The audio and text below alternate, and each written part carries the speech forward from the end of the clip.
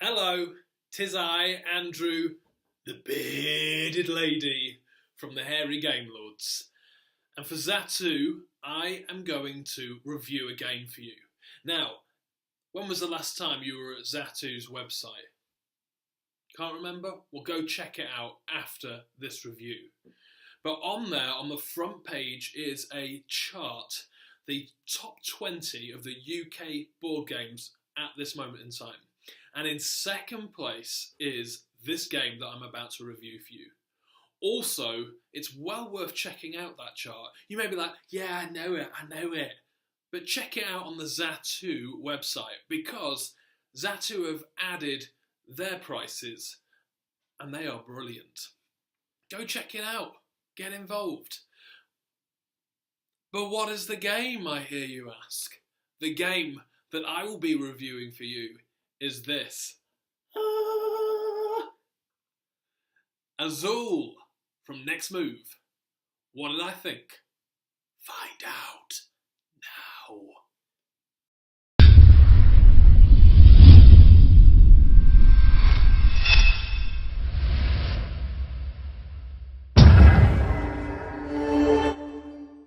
So, Azul.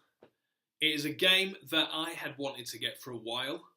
I'd heard about it, and when I went to buy it, it was out of print.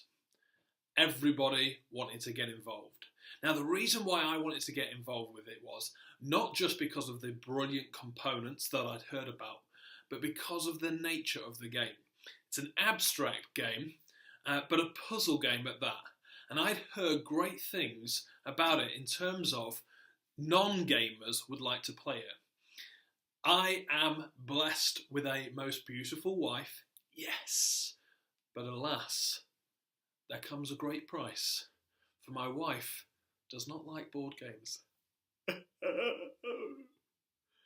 So I thought maybe Azul could be the board game, that could introduce her, could be her gateway into board games. So that is why I got it.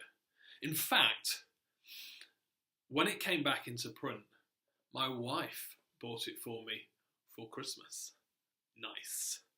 And as a little birthday treat, she agreed to play Azul. Find out what she thought of it and my review of it, my final thoughts of it later on. But let's see how we can play Azul. Over to the table. So, let's have a look very briefly on how to play Azul. As you can see, you've got a very nice cloth bag here. Ooh, what? Listen to that sound. It is full of awesome. Can you see it? Yes. Full of awesome tiles. Now, these plastic tiles are great quality. Feels amazing just to reach into the sac à magique. And here they are, all these brilliant quality, nice kind of glossy plastic tiles.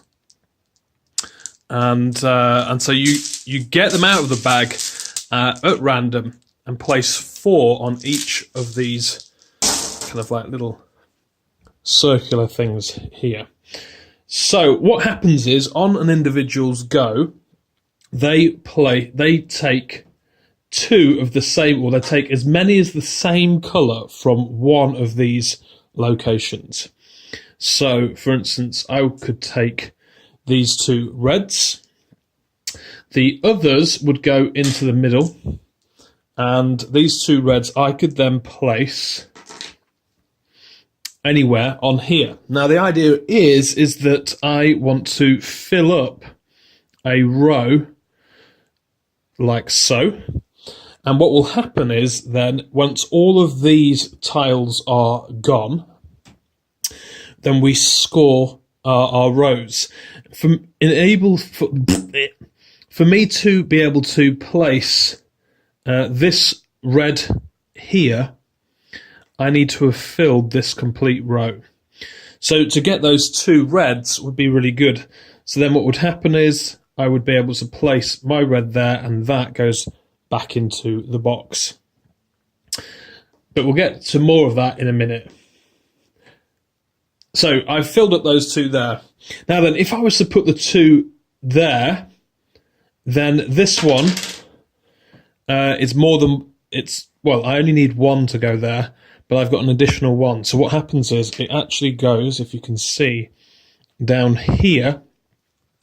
And when I come to score at the end of that round, I will get a minus point because I have a tile there. As you can see, tiles can, throughout the round, can go into here and add up so that you can actually get, you accumulate more and more negative points. So you want to kind of avoid that. So these two are in here. Another play goes round and everyone's had their go. I'm not going to simulate people's, well, yeah, I will. Here we go. That's maybe gone. I don't know what I'm doing. Yeah, maybe all of that, basically. But there's a whole load in the middle. And so basically, it's quite tempting to go for the middle. And maybe you grab, so these three here. So this is the first player token. So it means that on the next go, I can now go first. I've got these two. And so I could put them into here. Now, it means that because I've not filled this row, on my next round, well, at the end of this round, these won't go. So this will go into scoring here. And that goes off into the box. These won't score because the row isn't complete. This one player marker drops down into the -1, and so I will get -1 on my points. But say like another round has gone by and I managed to grab this, then I can place that into there like so, and then be able to score it accordingly at the end of that round. I hope that's making sense to you. It's a really easy and straightforward game to play. Very easy and quickly to pick up. Where the points really come in is, so for instance, this point, when you put a tile in on its own, it's worth 1 point. But if it was touching another tile and you place it in, so it's now worth 2 points. But where it really starts to add up is, say for instance, we've got this guan here, and you place in the red tile into there, all of a sudden we're getting loads more points. So you get 1, 2, 3, and then 4, 5 points just from the placement of that one red tile. So there's a bit of strategy in how you place your tiles, as well as just placing your tiles. Now, the end of the game ushers in when somebody has completed a horizontal row. And then the last round, for instance, is ushered in. So, you want to be strategic in when you usher in that round, because either you want to be ahead with your points and be steaming ahead, with your points being the only one who's got the most points, or maybe you want to do it where you've racked up some big points going down as well, so vertically going down. As you can see here, there's some additional points that are awarded at the end, so you get 7 + 7 points at the end if you've got a vertical line. If you have got what's this one? I can't quite remember. If you've got all your colours, so if you've got every one of these in place at the end, you get an additional 10 points for each of the complete set of tiles patterns. So that is Azul in a nutshell, in a bit of a crazy thing. Let's go to some final thoughts. Let's do it now.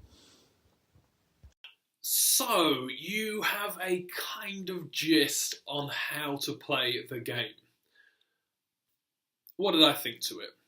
Well, let's start off with the component quality.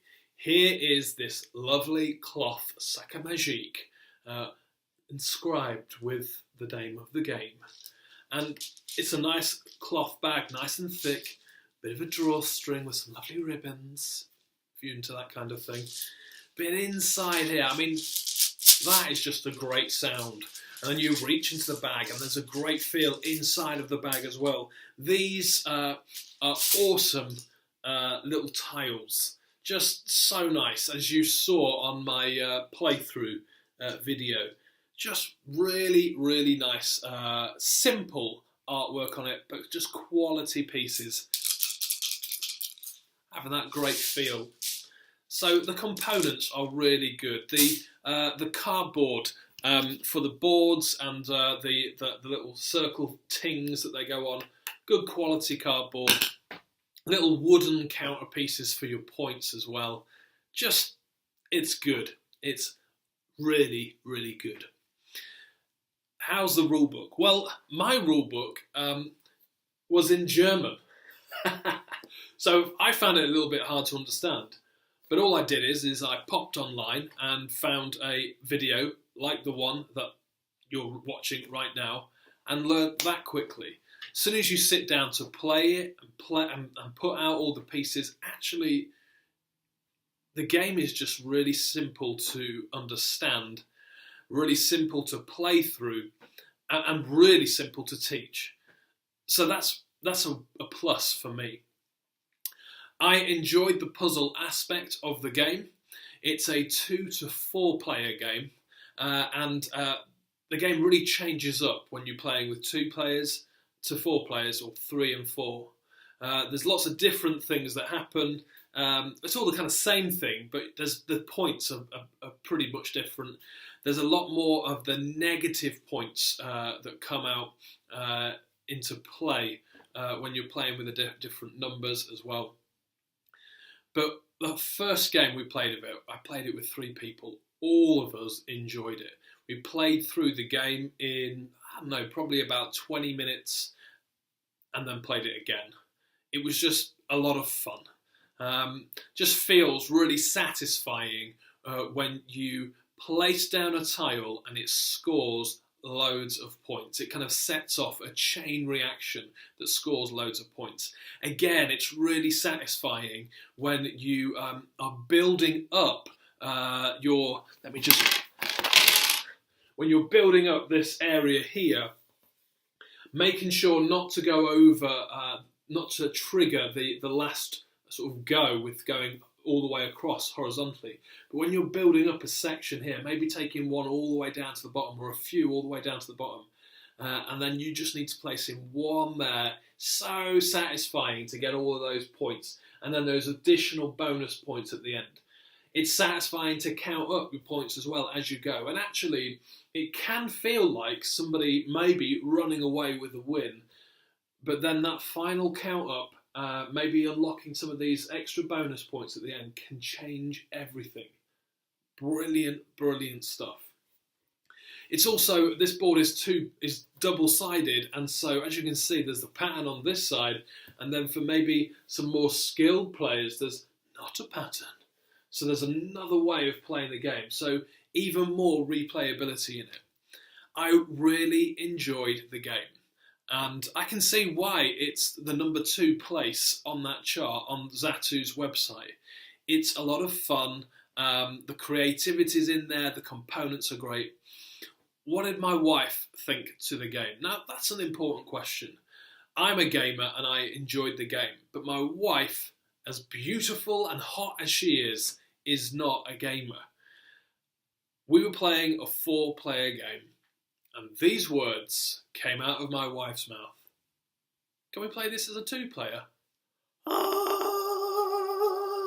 Yes! Yes, yes, yes, was my response. She liked the game. She'd play it as a 2-player. And so, for me, Azul is a keeper. And it should be in everyone's collection, I think. Non-gamers like it. Proper gamers like it, like myself. It's really easy to learn. Really easy to teach. and beautiful components. Get involved with it. It's a good price at most shops anyway, but Zatu, of course, they pull out a killer price. Get involved today. Do it! Nice.